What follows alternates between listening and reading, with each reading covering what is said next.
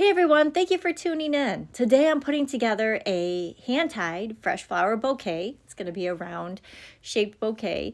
I'm using sunflowers, daisies, mums, button mums. I have a hydrangea and one stem of golden aster. I have a little bit of fresh greenery, and I will be using some artificial greenery for the collar and to fill in. So I start off by prepping all my flowers. I'm going to remove the leaves and throw those away. I'm going to knock all the stems down to kind of what I like to call bite-sized chunks. So I'm removing any offshoots that I think might be too bulky or not even show, that might get kind of lost in the bouquet. And I'm pulling those off so that I can really get the big, bold, beautiful blossoms in the bouquet. But you want to hang on to those offshoots because you can use them in toss bouquets, nosegays, corsages, and boutonnieres. So definitely keep any offshoots that you pull off. But I would toss away the greenery because that's just not going to last.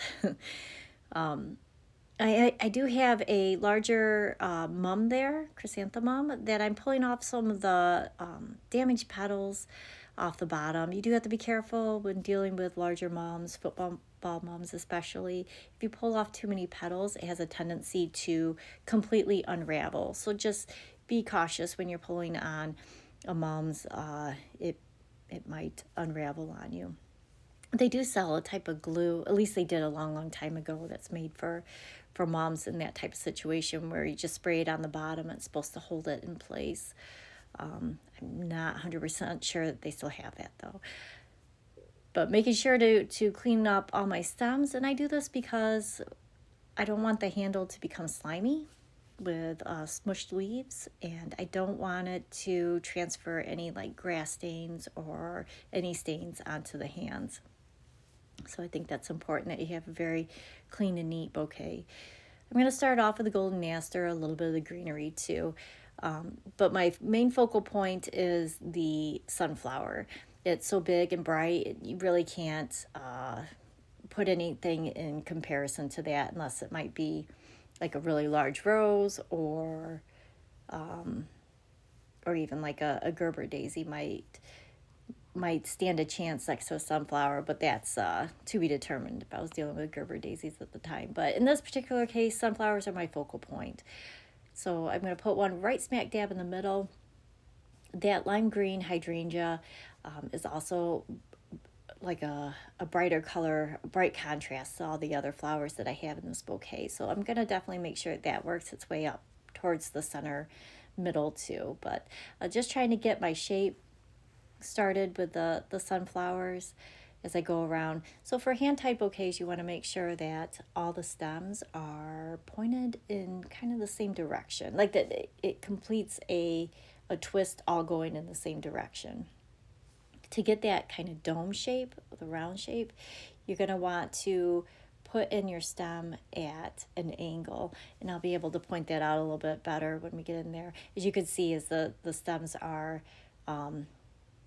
not going straight up and down, but actually coming in at an angle, and that's going to put the blossom where I want it and kind of make that round shape.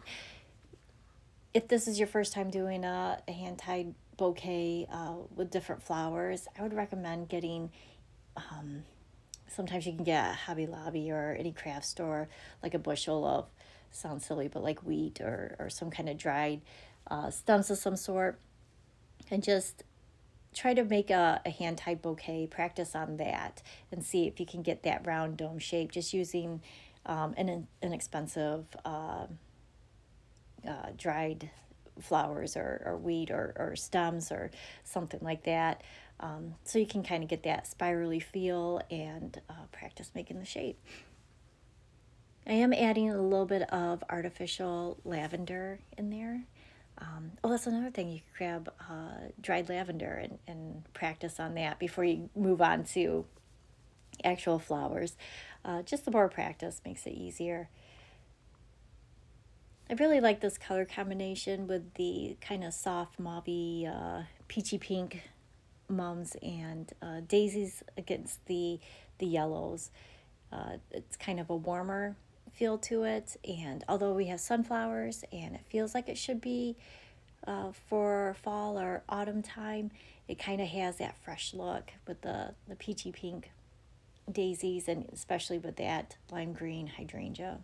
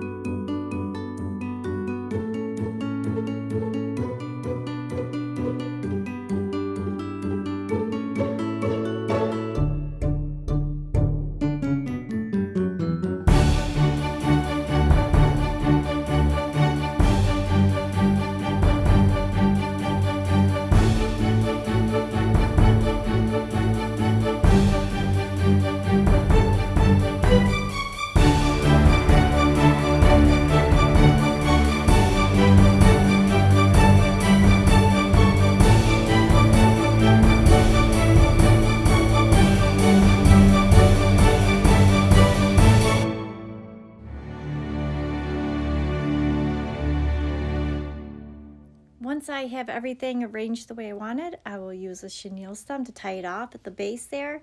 I like to measure about 2 hands down for the handle, and you could do a ribbon stem wrap on the handle if you'd like. Put maybe some ribbon loops at the collar, or just leave it all natural. And there we go. Thank you so much for watching.